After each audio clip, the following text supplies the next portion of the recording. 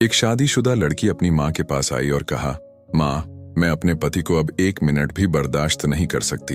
मैं रोज रोज के झगड़ों से तंग आ गई हूँ। मेरा दिल करता है कि मैं उसे जान से मार दूं, लेकिन कानून से डर लगता है क्योंकि इससे मेरी भी जिंदगी बर्बाद हो जाएगी। माँ ने कहा, ठीक है, मैं तुम्हें एक जहर देती हूँ।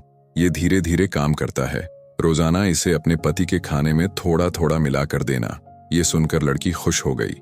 फिर माँ ने कहा, बेटी, तेरे घर में रोज झगड़े होते हैं और तेरा पूरा खानदान जानता है कि तुम्हारी और उसकी नहीं बनती, तो उसके मरने के बाद भी सब तुझ पर शक जरूर करेंगे। इसलिए जब तक ये जहर काम कर रहा है, तुम घर का माहौल बदलने की कोशिश करो। प्यार और मोहब्बत से रहो। घर में सुख और शांति बनाए रखना, क्योंकि अब तुम्हारा पति सिर्फ कुछ समय का ही मोहताज है। इसलिए उससे तुम झगड़ना मत, सादगी से पेश आना और मीठा बोलने की कोशिश करना, ताकि तुम्हारे पति को तुम पर कोई शक ना हो और उसके मरने के बाद उसके खानदान को भी तुम पर कोई शक ना हो।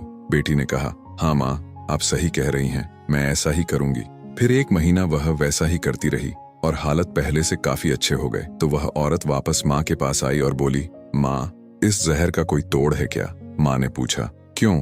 लड़की ने कहा, जब से मैंने उसे जहर देना शुरू किया तब से वह बहुत बदल गया। अब मेरा इतना ख्याल रखता है, मेरे साथ इतना प्यार से रहता है कि मैं अपने किए पर शर्मिंदा हूँ। मुझे बहुत अफसोस है कि मैं उसे खाने में जहर देती रही, लेकिन अब मैं बिल्कुल नहीं चाहती कि वह मुझे छोड़कर जाए। मैं क्या कर सकती हूँ माँ, मुझे बताइए, उस जहर का तोड़ कैसे होगा? माँ ने कहा, तुझे कुछ करने की जरूरत नहीं है बेटी, क्योंकि वो कोई जहर नहीं था, बल्कि सिर्फ हाजमे का चूरन था जो मैंने तुम्हें दिया था। उसका जहर तो उसकी जिंदगी में तुम ही थी। दोस्तों, खानदान के बुजुर्गों के पास अक्सर वो हाजमे के चूरन होते हैं जो नए रिश्तों को जीने का सही तरीका सिखा देते हैं। याद रखिए कि अगर आप प्यार देंगे तो प्यार ही मिलेगा।